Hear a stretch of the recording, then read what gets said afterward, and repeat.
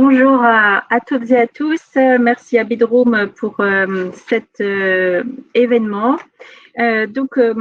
Comment relancer la destination France dans le contexte du Covid? Donc, Atout France est, comme vous le savez, l'opérateur national en charge du développement touristique de la France. Nous travaillons, puisque la plupart d'entre vous êtes des hôtels, bien sûr, au fameux classement hôtelier, les étoiles. Et nous travaillons également et nous donnons la distinction Palace pour certains d'entre eux. Nous sommes également en charge de l'immatriculation des acteurs du tourisme. Nous sommes également connus donc pour mener des actions de promotion et de communication à l'international habituellement, et puis cette année beaucoup sur bien sûr le marché domestique compte tenu du contexte, puisque nous avons piloté la campagne Cet été je visite la France cet été. Et enfin, nous travaillons sur l'appui conseil, l'ingénierie et la formation et l'innovation. J'aurai l'occasion d'y revenir. Comment relancer la destination France donc dans le contexte du Covid? Sans doute la réponse aurait-elle été différente il y a quelques mois, puisque nous sommes dans cette rentrée dans une situation d'incertitude plus grande finalement qu'avant l'été. Donc la première chose, angle, me semble-t-il, ce serait de vous dire qu'il faut travailler de façon collective et coordonnée. Et de ce point de vue, le comité de filière touristique qui se réunit chaque semaine depuis le mois de mars semble être une bonne réponse pour tracer une voie et relancer la destination France ensemble grâce à une concertation entre les territoires, les hébergements, les transporteurs et les différents acteurs du tourisme, y compris l'événementiel en général. Deuxième condition de succès pour relancer la destination France, c'est de sauvegarder, de soutenir l'offre et l'offre d'hébergement notamment qui a beaucoup souffert avec des taux d'ouverture et des taux d'occupation on va dire assez moyens, bien moindres que d'habitude, à l'exception de la belle embellie entre mi-juillet et mi-août. Embellie que toutefois certaines destinations n'ont pas connue, je pense évidemment aux hôteliers parisiens. Donc sauvegarder, soutenir l'offre, c'est évidemment essentiel pour pouvoir relancer la destination France. Nous avons besoin en ce moment et encore plus lorsque les conditions de mobilité seront de nouveau réunies et revenues à la normale, d'avoir une offre solide. Et donc c'est ce à quoi le comité de filière et le gouvernement ont travaillé depuis le mois de mars avec ce plan qui a été proposé au mois de mai avec 18 milliards à la clé pour soutenir donc cette offre, avec des prêts garantis, de l'activité partielle, un fonds de solidarité, des exonérations de charges.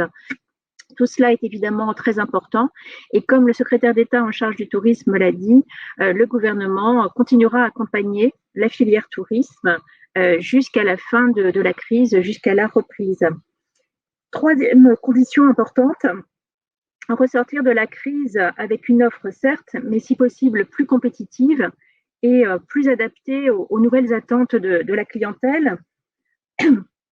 Pour cela, évidemment, plusieurs leviers, la formation, la transformation digitale, l'innovation, le développement durable, et puis de façon générale, tous les outils qui peuvent permettre de mieux comprendre les attentes des clients et d'y répondre. Et puis enfin, dernier axe, la communication, la séduction. Je mentionnais la campagne Cet été, je visite la France. Plus de 20 millions de vidéos vues sur les réseaux sociaux qui ont permis effectivement de séduire les Français. 94% des Français qui sont partis en vacances cet été sont partis en France. C'est 20 points de plus que d'habitude en France. Et ça a permis, en tout cas, de limiter les difficultés, puisque si l'on se compare à nos pays voisins, je le disais tout à l'heure, la situation est certes difficile en général et pour le secteur hôtelier en particulier, mais si nous nous comparons à nos voisins, on se rend compte qu'en France, nous avons un taux d'occupation qui est en moyenne de 50%, quand chez nos voisins espagnols en particulier, donc il est inférieur à 30%. Les Grecs ont un taux d'occupation cet été de 31% et nos amis italiens ou portugais sont aux alentours de 35%. Donc, ça ne veut pas dire que la situation est bonne et parfaite en France, mais en tout cas, elle a été, on va dire, plus contenue peut-être que dans d'autres destinations européennes voisines. Et pour cela, on peut d'ailleurs se réjouir de la résilience à la fois de notre offre, mais également du tourisme domestique qui a permis effectivement d'avoir ces résultats. Alors, en ce qui concerne le secteur hôtelier plus particulièrement, qu'il s'agit des indépendants, des franchisés ou des chaînes, on peut remarquer qu'en France, donc, la profession était particulièrement réactive pour s'adapter. D'abord s'adapter pour faire corps et produire des protocoles sanitaires, former le personnel et appliquer ces protocoles sanitaires. Et puis également, je voudrais souligner l'élan de solidarité du secteur hôtelier pour accueillir les soignants. Ça fait également partie de la résilience d'une destination et c'est un bon point pour la suite.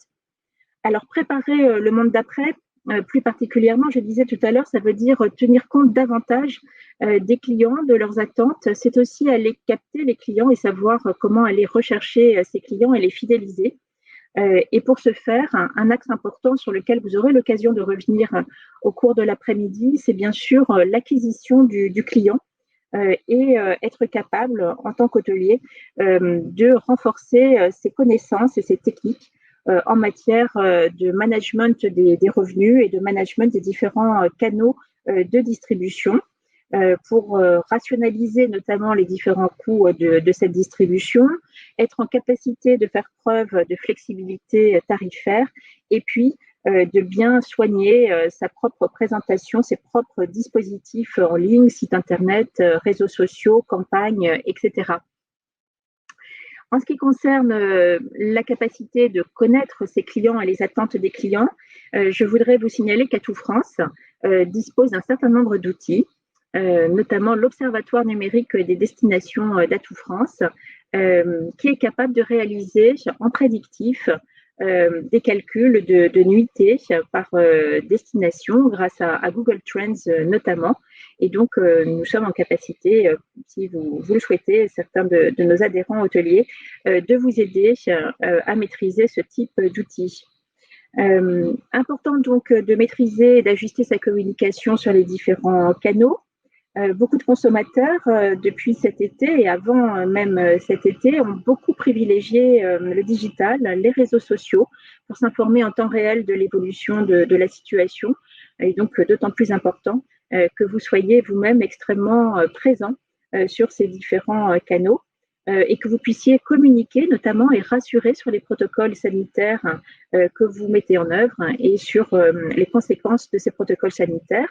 N'hésitez pas à vous inscrire via l'Office du tourisme dont vous dépendez territorialement pour apparaître sur la carte interactive qui a été produite par ADN Tourisme et Atout France et qui permet déjà de repérer plus de 100 000 offres d'hébergement ou de services touristiques qui ont mis à jour effectivement à la fois le fait qu'ils sont ouverts et par ailleurs les protocoles sanitaires qui sont appliqués. Autre solution également importante, c'est d'être en capacité de s'adapter en fonction des protocoles sanitaires et puis des attentes des clients en pouvant proposer des espaces partagés modulaires et flexibles, multifonctions. On l'a vu dans un certain nombre de chaînes hôtelières. Ce type de fonctionnalité permet en effet de s'adapter à la fois aux différents types de clientèle et puis de diversifier ces clientèles en fonction de la saison. Par exemple, vous pourrez ainsi vous adapter à des clientèles plutôt jeunes qui aiment pouvoir avoir des espaces collectifs, des familles qui ont d'autres besoins ou des clientèles plus business, affaires, qui là aussi auront des besoins par exemple en matière de séminaires ou de postes de travail à distance. C'est ce qu'ont fait par exemple le groupe Accor ou Pierre et Vacances, qui ont déjà transformé un certain nombre de chambres en espaces de télétravail. Alors, un autre aspect également important, c'est évidemment le fait que ces protocoles sanitaires ont généré des investissements plus ou moins importants en fonction des hôteliers. Et donc, dans ce domaine, je souhaitais vous inviter à prendre connaissance des benchmarks qui ont pu être réalisés par Atout France sur les meilleures pratiques, de façon à ce que vous puissiez optimiser ces investissements en matière d'adaptation pour effectivement ajuster les coûts de ces investissements au mieux et puis disposer des meilleures techniques. Et puis enfin, en dernier lieu, revenir évidemment sur le cœur de l'offre hôtelière, qui est évidemment l'hébergement en soi, en dehors des parties communes, pour redire que une des tendances fortes que l'on observe effectivement, c'est que cet espace doit être modulaire, multi-usage, on y travaille, on prend ses repas le cas échéant, tout cela dans le respect des protocoles sanitaires, avec un usage important en matière de technologies sans contact notamment. Ces technologies qui ont été développées notamment en Asie, à Singapour, en Corée du Sud, en Chine, et qui se développent de plus en plus en France. Et ce sera sans doute un des acquis de cette période. Atout France, pour conclure, est à vos côtés pour accompagner le secteur touristique et notamment le secteur hôtelier présent cet après-midi. Nous avons mis en place des formations partagées ou sur mesure pour vous aider à mieux positionner votre établissement et optimiser votre stratégie. Un programme de formation qui sont présentiels ou virtuels à distance, dispensés par des experts, comme par exemple booster votre stratégie commerciale, faire le choix des bons canaux de distribution. En novembre, nous aurons également une session sur le design thinking d'expérience pour enrichir votre offre vis-à-vis des clients. Et puis enfin, des formations pour vous adapter également à toutes les situations, notamment sur le tourisme et handicap.